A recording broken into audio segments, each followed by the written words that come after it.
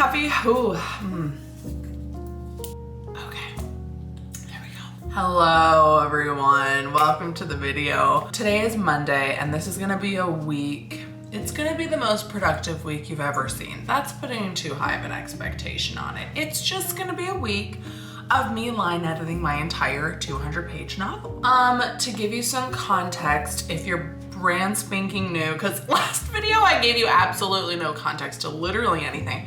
This book, I actually finished the first draft of it in February of last year. So like a full 365 days ago. I wrote 50,000 words of it that November, and then I wrote the rest of it January, February, and then March through July, I did a draft 2. And then I had a round of beta readers. I did another revision in September and October, and then another revision in December through last week.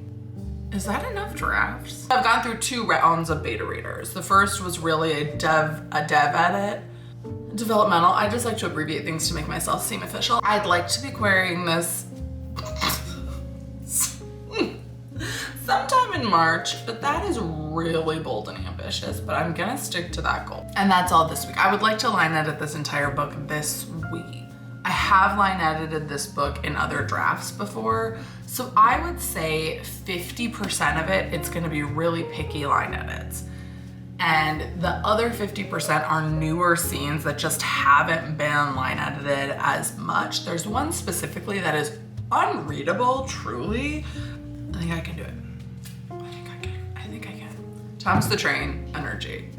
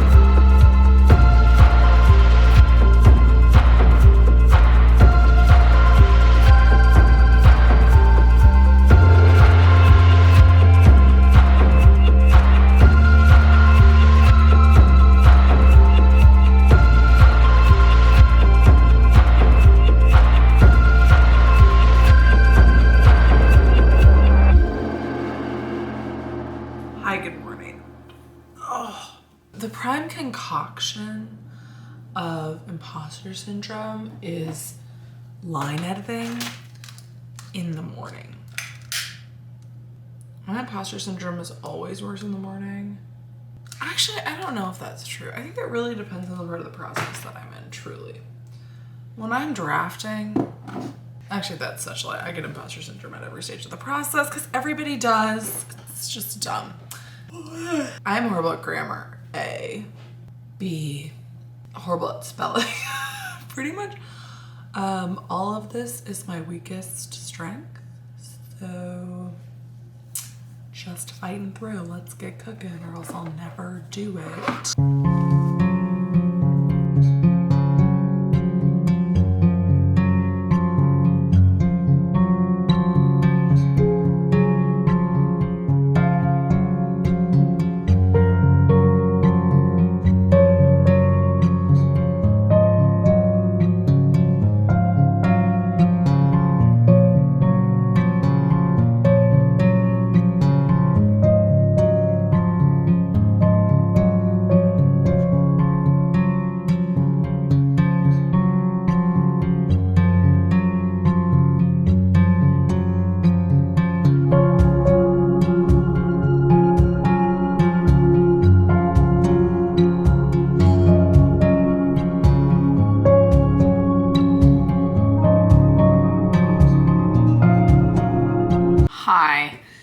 You may be confused because I'm in the same outfit, looking the same. No, it's 6:51 p.m.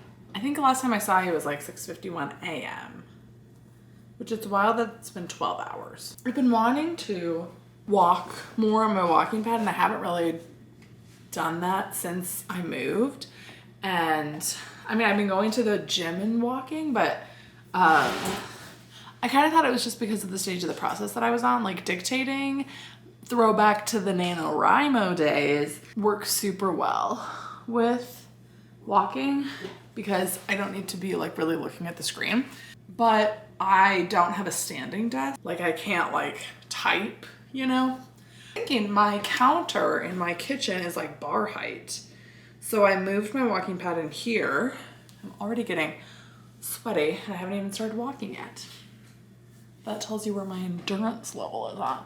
So I'm gonna continue to line at it. A package was delivered, but I ordered Taylor Ann Wright here on YouTube, her book, Venture Below. Looks so good. Like it just like looks like a real book. That's always so exciting. I mean, I guess every book looks like a real book, but I am so excited to read this. If this ends in a cliffhanger, Taylor, pardon the intrusion.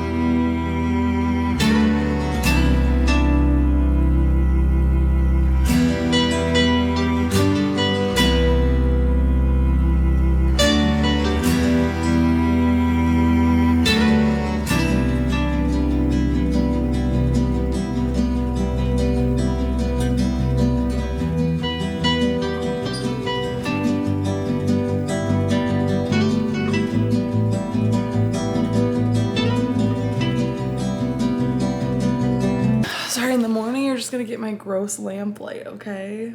This scene I'm working on, I've actually been working on it for like, no, it's not just the scene. It's the midpoint in this book is so sad. Every time I'm about to write, I'm like, oh, I love to write. And then I go into the manuscript and I'm like, this is the most depressing thing I've ever heard in my life. Like, why am I drawn to just writing these horrible things? I don't know. I think it's my way of like processing the world. I don't know. Because I mean, I just like, I do this often where I hear about something horrible happening in the world and I just spiral about it so badly. And it's like, I think it's good to care. Like, I don't think it's bad to care about things, obviously, but it's like situations that I have no control over just because of what my circle of influence is in my life. Like, I'm not in this position of power where I can like go and fix all these problems in the world. And so I just like to believe that there's a way that people who have gone through these things can still have like hope, you know? Put my characters in these situations that like I'm afraid to be in to like process them. But also it's a thriller, so it's like your usual bout of a murder plot. There's such a spectrum of what is sad in books, and because you guys don't know what kind of books I write, it's impossible to tell. Like, I'm not writing A Little Life. Like, it's not that horrible and sad. But it just like has some heavier themes, and I always like forget that it does. But it very much does. As I think the midpoint is the hardest part to read for me. And I always get so caught up in the emotion of what's happening that I forget to line at it because I'm so caught up in what's happening, which is a good thing because it means it's emotionally working. But, well, for me anyway, I don't know. And then just the aftermath of that makes it worse. Like, you know, sometimes in a book, something really horrible will happen, and then right after you feel a little bit better because, like, you realize it wasn't actually as bad as you thought it was gonna be. Like, this twist that you saw wasn't actually as bad. But sometimes there's a twist, and then afterwards, it's like, oh no, that's so much worse. Like, the more that you find out about what happens next, the worse it gets. Like, you thought that what happened at the midpoint was the worst it could get, and then it, like, you realize, like, actually no, that has more implications. Yeah. Okay. I'm beginning to lose hope that I'm gonna be able to finish this. It's already Thursday and it's already 6:30.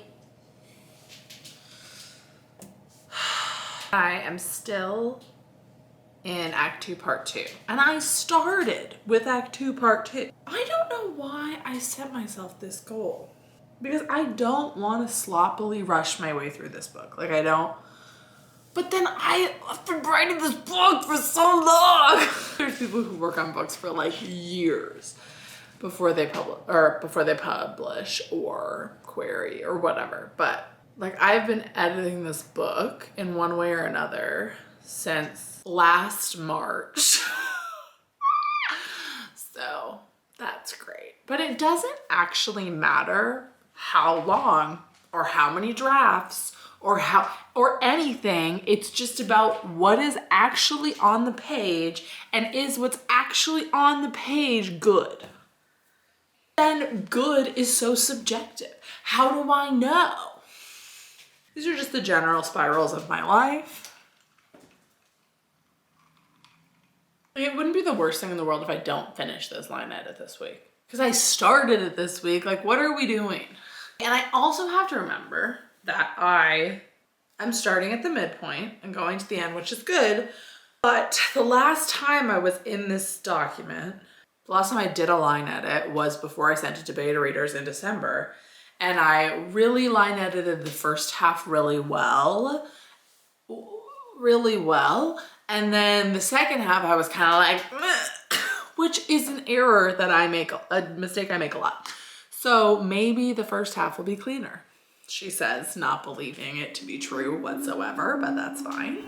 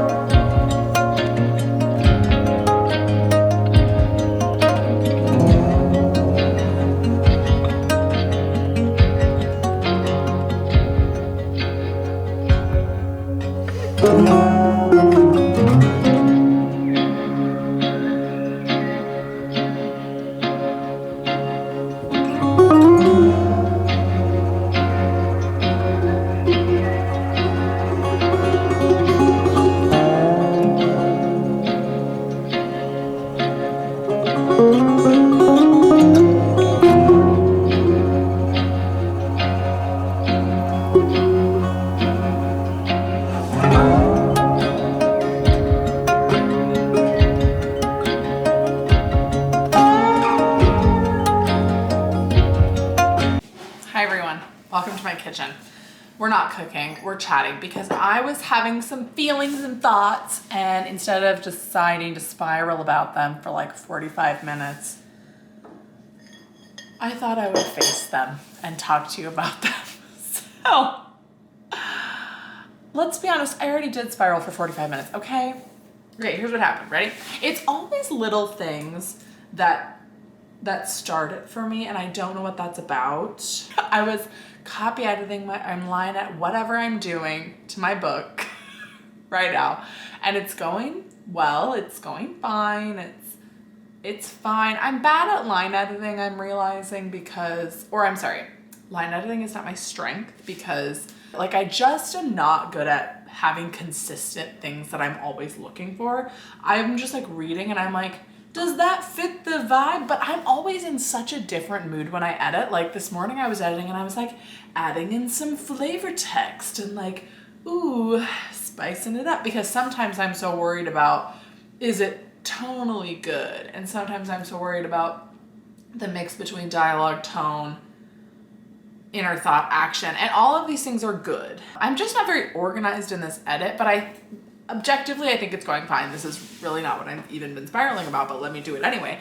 Last night I got a Facebook ad of all things, for a writers conference in my state. And it was one of those writers conferences where they have you, like you can sign up to pitch agents your book. Like there's pitch sessions and query critiques and all these things. This would actually be really good because it's coming up in April, and it was right in the beginning of April. And I was like, you know what? This would be a really good timing because by then, hopefully, I will have a queryable, like I will have just started querying and I will have a pitch and I will have I will be ready for that kind of a thing. Because I've seen this conference advertised in the past, but I was always like in the middle of a first draft or like didn't have a book ready yet. And I actually did sign up, I am going. I will make a video about it, hopefully, when I go. And it has like sessions. It's a very like one-day writers conference. It's like an add-on price for getting the like pitching to an agent. And it's like, wasn't that expensive. It was like $30 per agent, which actually, okay, that is like relatively expensive. I like interviewing. That sounds ridiculous. Like, I like situations where I'm one-on-one with people presenting things. Like I did very well in speech in high school. And so I was like, this would be a really good opportunity to sit down with agents and have good, back and forth, right? And then, so you choose which agents you want to meet with, essentially. And it was a very similar process to like picking agents that I wanted to query. There's like 10 agents going, and like it was very obvious to me my options because some people don't even rep thrillers and some people but it just led me down this rabbit hole that I always get on when I start looking at agencies, because agents are so specific with their wish lists, which is good because like obviously you want to be matched with someone who represents what you want and you're a good fit. And so it's like you find out these things about them later anyway. Like it's not a bad thing that they're so specific, but it stresses me out so much. I went to their website and read their wish list, and it's like specifically for thrillers, which is what I write. They were like looking for crime thrillers that don't center the police. And I'm like, okay, I can understand that. There's a lot of police thrillers out there. I get that. Okay. But then there will be some that say like looking for thrillers that don't have a law enforcement presence like at all. And I'm like, how do you write a thriller where they don't call the police? Like what? Isn't there like murder happening? Or that they like specifically don't want the police to be a love interest or a main character. Like they're just so specific. And I'm not only thinking about my book that like The Wedding Season, which doesn't really center the police, honestly, it doesn't. But the police are like they are there because there's murder happening. Like, anyway. But I'm also thinking about, okay, this person doesn't want to rep anything like that at all. And the book my nano book, she is a hostage negotiator. Like that's the main character. And I'm like, okay, do I want to even talk to someone who doesn't want to have any sort of, like there were multiple that said that specific thing. And I'm like, is that something I'm gonna run into? And I'm like, do I even care about that this first book? Because it's not really relevant for this book, because this book doesn't center the police. And it's like, I don't think I'm gonna be someone who centers the police in all of my writing. Most of the other thriller ideas that I have are not, like, the main characters are not police officers. It just so happened that that one is, and it's a dual POV, so like it's like not a story that's like like a detective thriller. It's different. It's a different kind of book. It's not a crime. It's not like a police thriller. Like, I appreciate that agents are specific, but it just like stresses me out so much, because I'm like, there's so many intricate little things.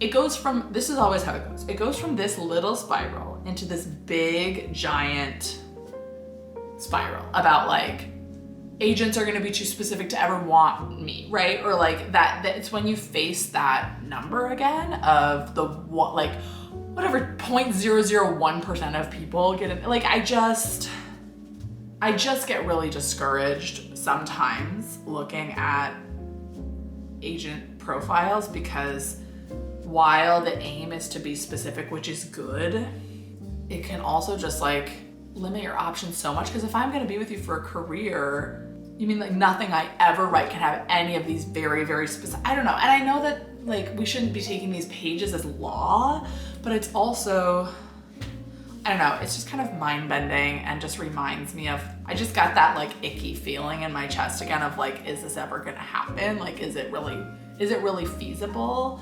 And it's like, there are so many other options. Like, should I be even doing this? And like, is this something that I even want? And welcome to the spiral.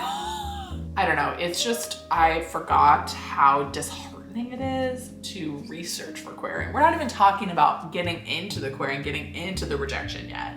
Like, just looking at the pages. I don't know if I've been clear. This is like really not even about those specific things I saw in agent wish lists. What it felt like was reading, I want thrillers except for yours. You know? Like, except for, oh, do you have, then I got to the next one, I was like, okay, like all of this is matching up. Like, I do have these types of themes that I talk about, and like, ooh, and then it was like, but the main character can't be blank, like a type of job. And I was like, oh, what? Okay, well, I'm out. And I'm like, that's just the agent. And after that, it goes to the edit. Like, it just is such a disheartening process. And I'm trying to find my optimism again and my hope again. Because like, it would just suck if this wasn't the one.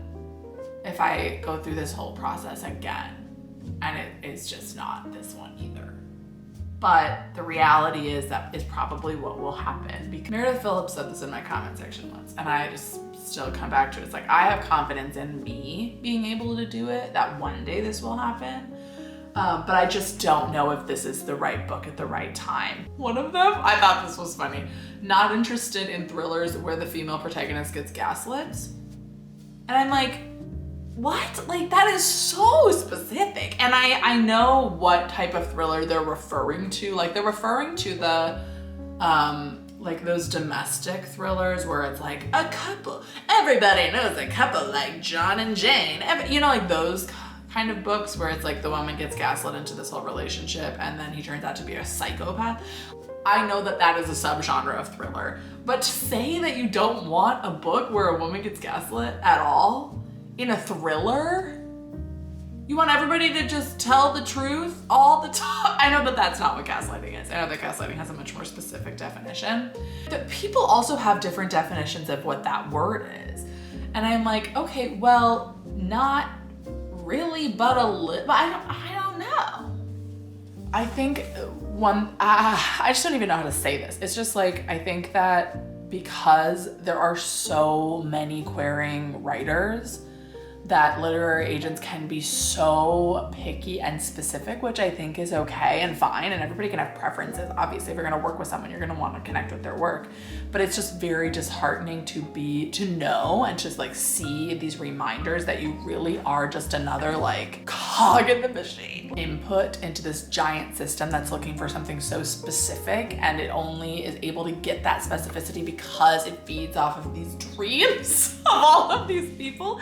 And I don't blame the agents for that. I just think it's like a byproduct of traditional publishing, is that because there are so many people trying, it like agents can be so hyper specific, and that hyper specificity can be really disheartening.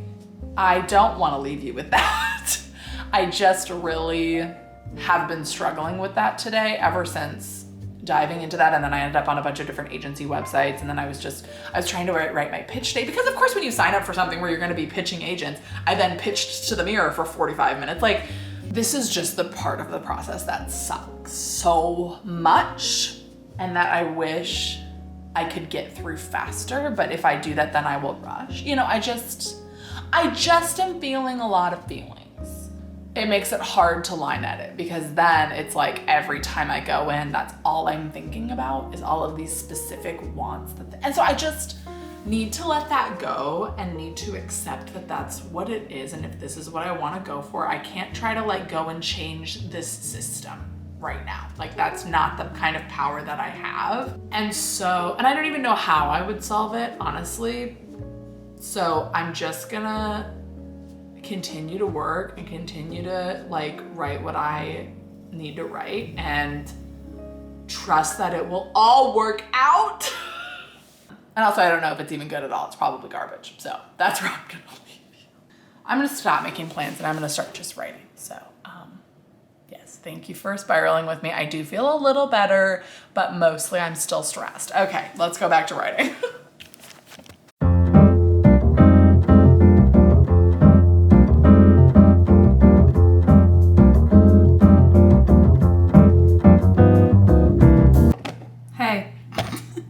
It's Saturday morning. Oh, was I spiraling the last time you saw me? Because I kind of think I was. I'm feeling much better now, allegedly.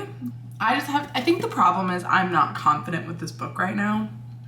And that's why. Like, if I'm confident in my book, which it's just so on and off, like 2 days ago I was confident with this book and today I'm not. Like, it just, so seeing all of those specific things when you're also not confident with what you're working on is very like, but I think because I'm not going to query this book before it's ready.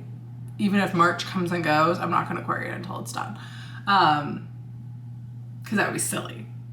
Like, once it is done and ready and I'm confident in it, I don't struggle with those agency specificity things as much, because I'm like, okay, no, I know that this book is what it needs to be, and if it's not the right agent, it's not the right agent. You know, I'm going to do an actual dedicated 25-minute sprint. I haven't been doing sprints recently, and I think I need to get back to it because I've been just so distractible. So that's what I'm going to do. Timer. Actually sprint. Because editing is so much harder for me to focus. Because I stopped doing sprints because I didn't need it. Like, I was fine. And now your girl needs it.